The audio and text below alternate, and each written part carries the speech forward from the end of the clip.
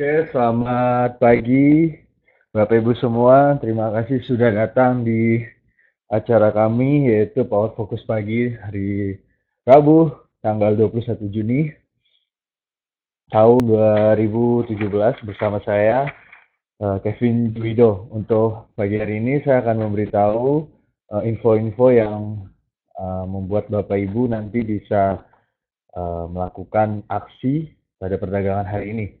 Yang pertama saya akan menjelaskan untuk review dulu. Oke, perdagangan kemarin IHSG ini ditutup terbang dengan 49 poin atau 0,87% di level 5.791. Nah, penguatan ini didorong oleh dan yang paling menguat aneka industri, 9 sektor yang menguat maksud saya.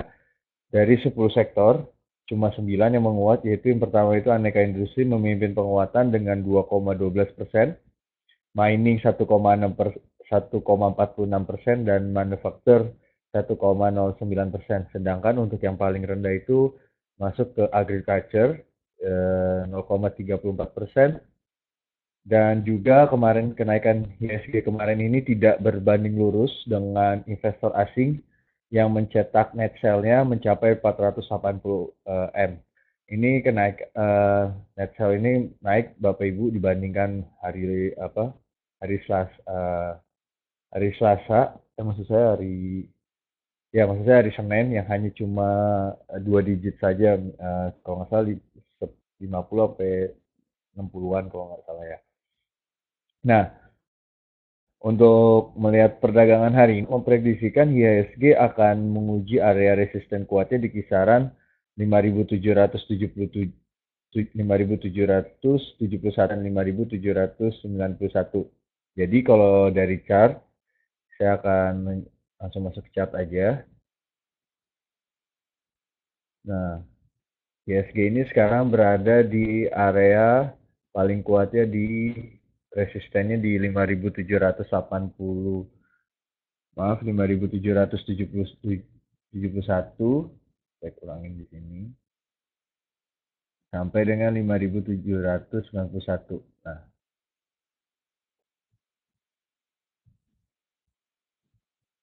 oke. Nah, area ini adalah area resisten kuat Bapak Ibu. Saya akan hapusin yang ini.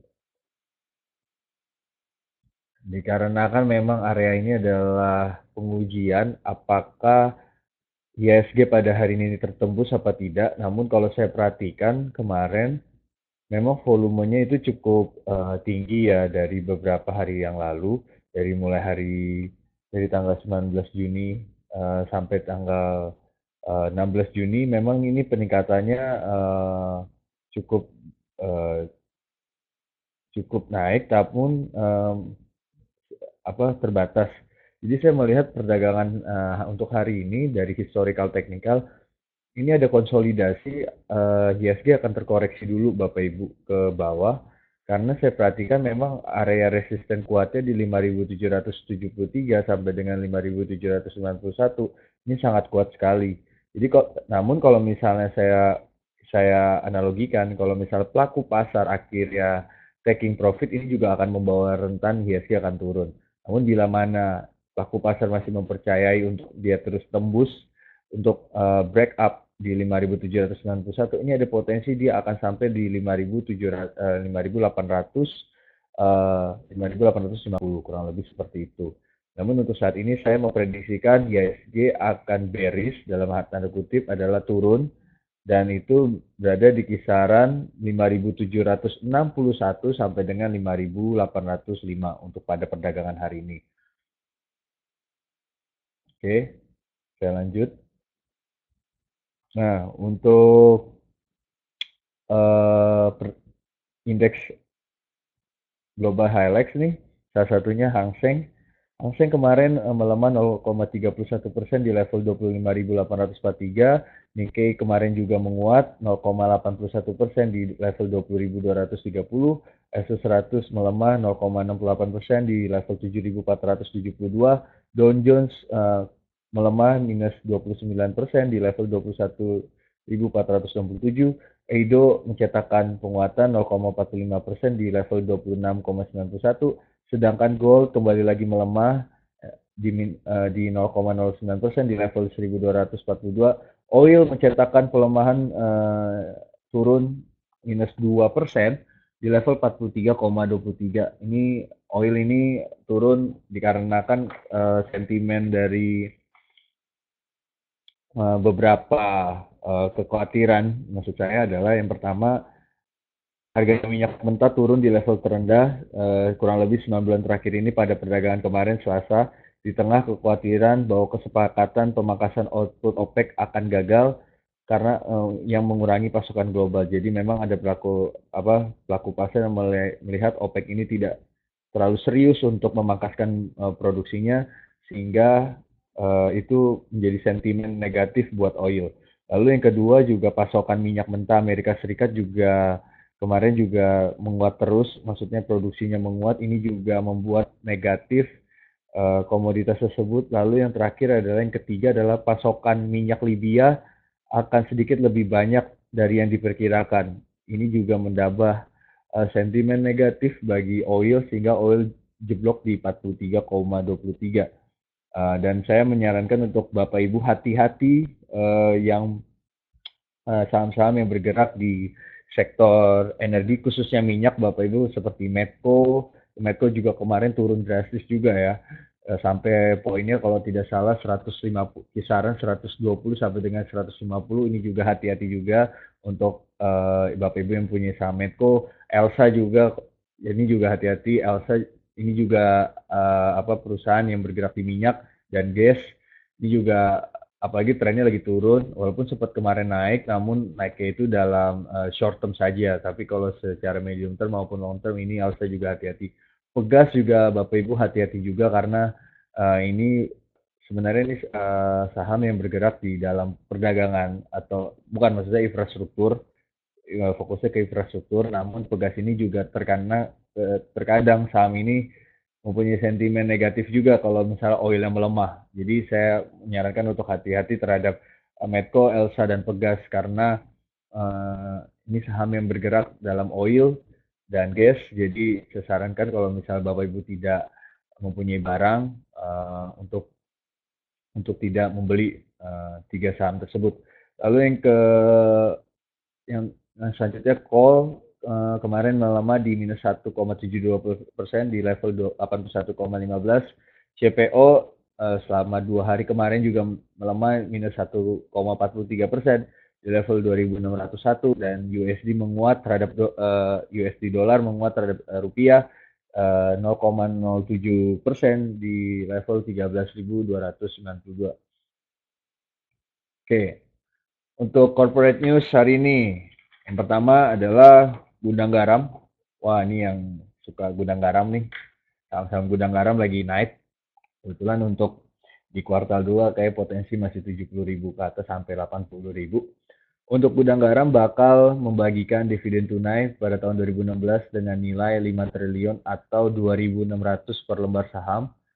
Dan ini termasuk buat saya ya, Gudang Garam ini dengan 2.600 ini dividen paling mahal, bukan pembagiannya termasuk paling gede nih. Buat saya 2.600 ini biasanya beberapa perusahaan cuma 100, 200 atau sampai kurang lebih 100, 200 atau 400 kayak Unilever. Sekarang Gudang Garam 2.600 nih. Buat saya sangat bagus juga nih perusahaan secara fundamental karena membagikan satu lembar saham 2.600. Nah, untuk penetapannya ini merupakan hasil rapat umum pemegang saham yang diselenggarakan perseroan pada tanggal 17 Juni. Nah, berdasarkan KC, akhir periode perdagangan saham dengan hak dividen dividen di pasar reguler dan pasar negosiasi jatuh pada tanggal 3 Juli 2017. Sementara untuk tanggal CAM dividen di pasar tunai jatuh pada tanggal 6 Juli 2017 dan tanggal pencatatan recording date-nya pada tanggal 6 Juli 2017. Adapun tanggal pembayaran dividen tunai akan dilangsungkan pada tanggal 19 Juli 2017.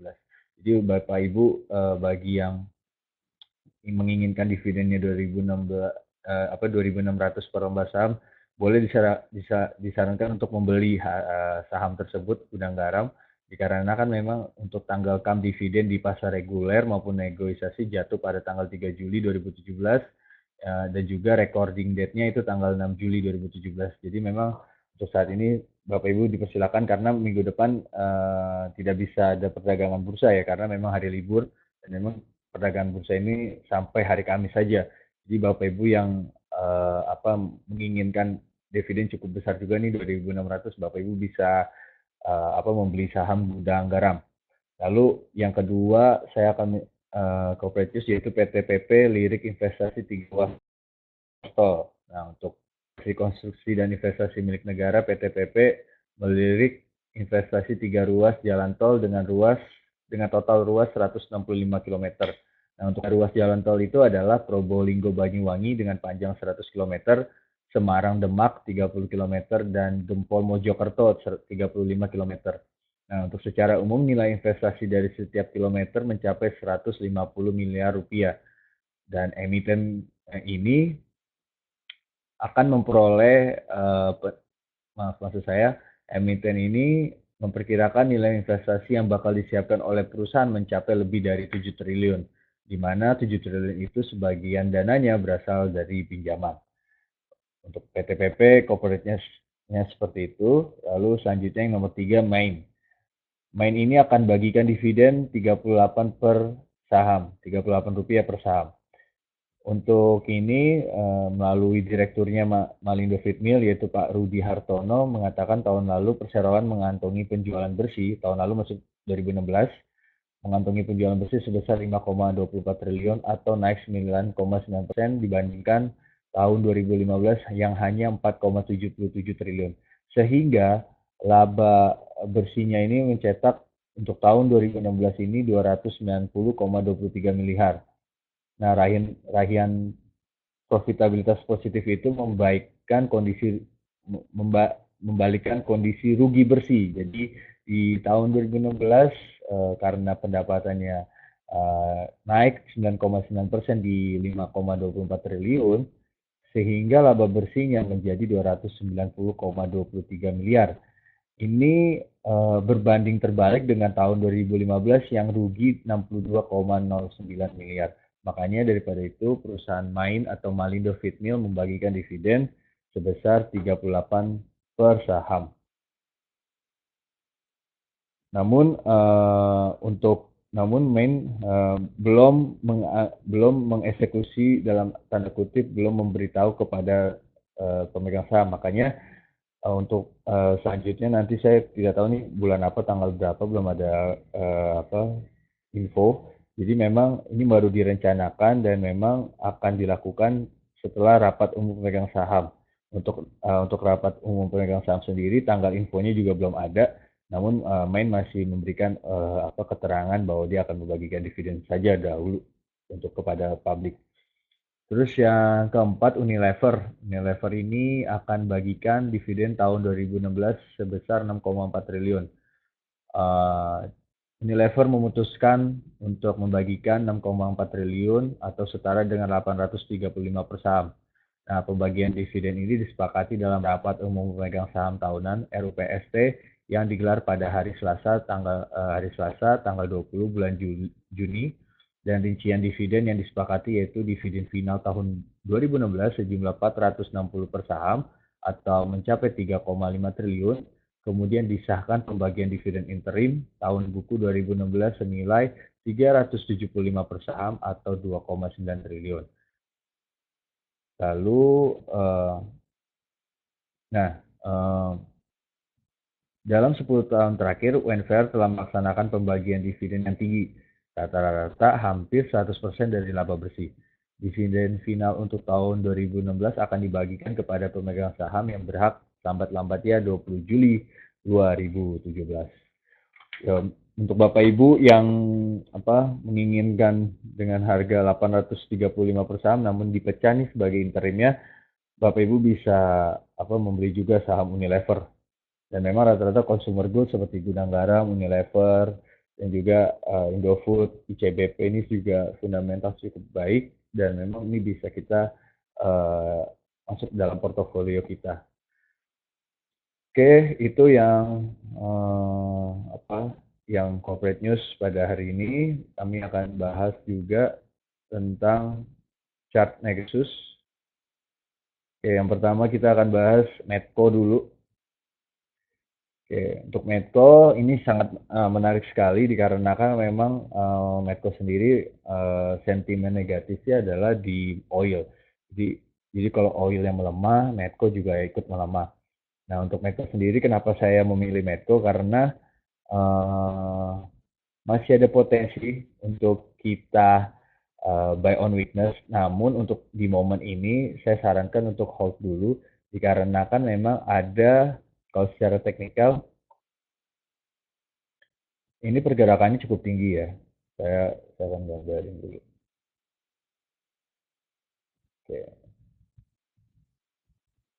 Ini pergerakannya cukup tinggi dari tanggal 7 Februari 2017 sampai 3 April 2017 lalu turun lagi dan saya gambar seperti ini. Oke. Melihat ini sebenarnya memang untuk hari ini kita perhatikan ini sudah berada di harga 2380. Nah, dari zona stokastik memang ini sudah berada di area oversold. Memang indikasinya masih akan terus tertembus ke bawah dan memang support yang paling rendah itu di 2200 di 2200. Nah, saya memperhatikan 2215. Saya memperhatikannya begini Bapak Ibu. Untuk perdagangan hari ini kemungkinan Medco masih akan turun ke bawah dikarenakan oil masih 43. Jadi memang akan terjadi penurunan dan menuju level 2215. Namun saya perhatikan ini juga ada potensi baik juga, ada pembalikan arah. Namun untuk saat ini saya sarankan untuk Bapak Ibu yang tidak membeli saham Medco dulu dikarenakan memang ini masih menunggu apa pola reversal itu masih belum ada sinyal-sinyal. Jadi saya sarankan untuk kalau misal Bapak Ibu mau beli buy on weakness saja gitu. Jadi jangan sampai terlalu full force untuk beli di harga tertentu dengan banyak lot karena memang ini masih potensi turun. Namun secara fundamental Medco ini adalah perusahaan yang sudah mempunyai diversifikasi cukup baik saja. Cukup baik. Yang pertama itu selain oil mereka juga sudah fokus kepada emas dan juga ada rencana mereka juga fokus juga ke tambang. Jadi maksud saya adalah ke coal.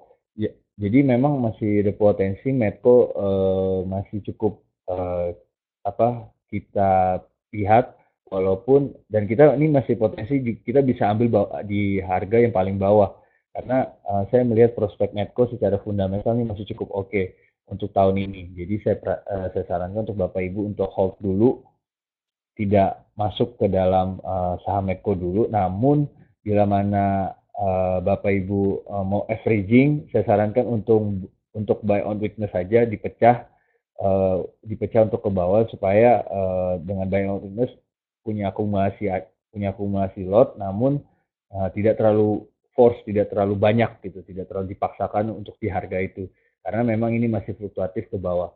Untuk saat ini saya sarankan seperti itu dulu Bapak Ibu untuk yang Medco. Lalu yang kedua saya akan bahas Indosat. Kemarin saya juga bahas Indosat juga, namun untuk saat ini ada pertanyaan dari teman saya untuk mengenai Indosat yang kemarin ini menguat cukup tinggi di 6.450 pada harga opennya di 6.250. Untuk Indosat sendiri memang sentimennya adalah di bulan Mei memang penjualannya cukup oke Bapak Ibu, growth-nya baik dan juga biasanya ini mempunyai indikator yaitu kuota internet dan juga SMS. Dan saya melihat biasanya di bulan habis puasa dan menuju bulan Lebaran ini biasanya ada kiriman-kiriman SMS dan kiriman-kiriman WhatsApp atau kuota yang memakai kuota internet untuk mengucapkan selamat Idul Fitri dan ini juga memberikan indikasi bahwa dengan kita komunikasi, telepon, ini juga menguntungkan bagi perusahaan-perusahaan infrastruktur yang bergerak dalam telekomunikasi.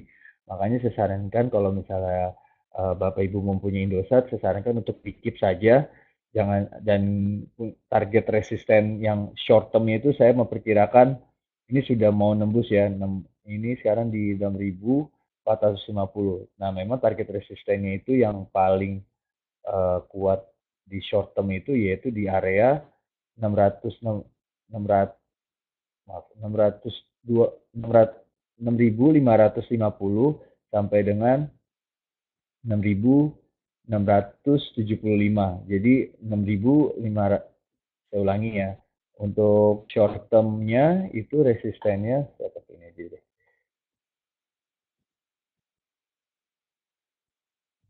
Oke.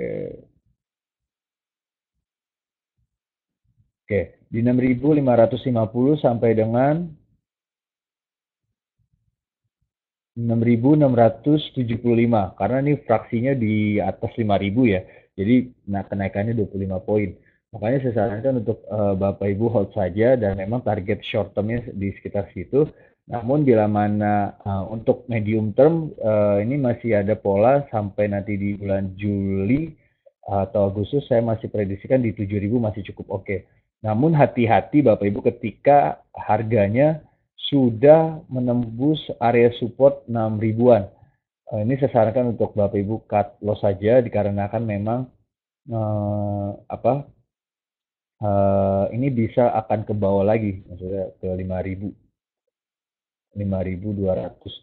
5.275. Ini juga ada potensi seperti itu dikarenakan ini adalah support yang kuat. Namun saya prediksikan ini masih bergerak akan menguat, diperkirakan sampai short term dan medium term. Dan saya pikir kalau misalnya ada isu dan sentimen negatif yang mempengaruhi Indosat, ini supportnya sampai rendah di 5.265. Kurang lebih seperti itu Bapak Ibu untuk Indosat.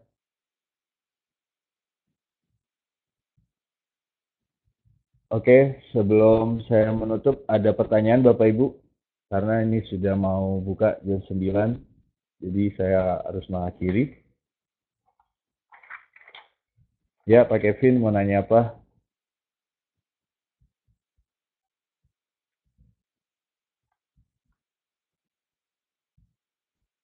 Bagaimana tentang saham Rimo? Oke, Pak Kevin, saya akan lihat chartnya ya, Pak Kevin ya. Wah, untuk saham Rimo ini menarik juga Pak Kevin, karena memang saham ini berubah sektoralnya yang sekarang trade atau perdagangan menjadi properti rencananya. Untuk saham Rimo ini saya sarankan untuk Bapak Kevin ini kalau dari stokastiknya masih ke bawah ya, maksudnya belum ada sinyal untuk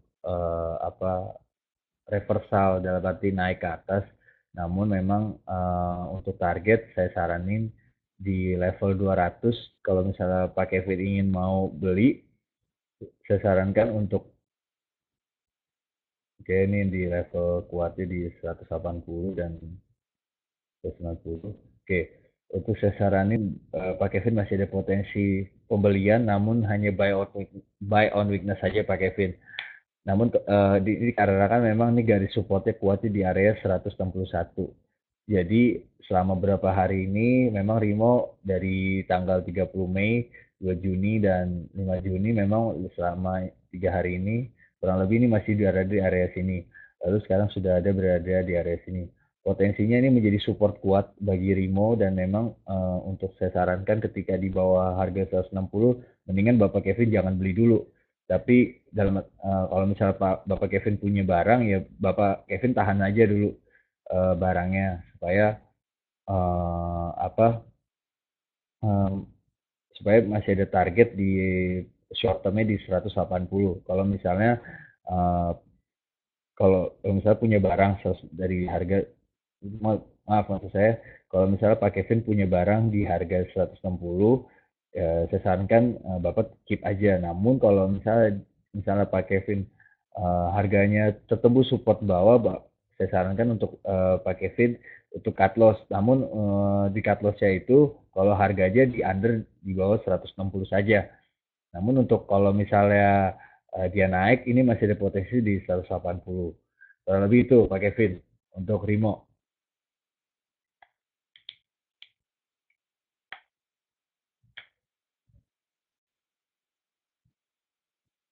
Oke, sama-sama Pak Kevin. Terima kasih. Oke, bila mana tidak ada pertanyaan, saya menutup. Terima kasih Bapak Ibu sudah bertanya dan semoga ini bisa jadi bahan pertimbangan Bapak Ibu di perdagangan hari ini. Terima kasih, selamat pagi.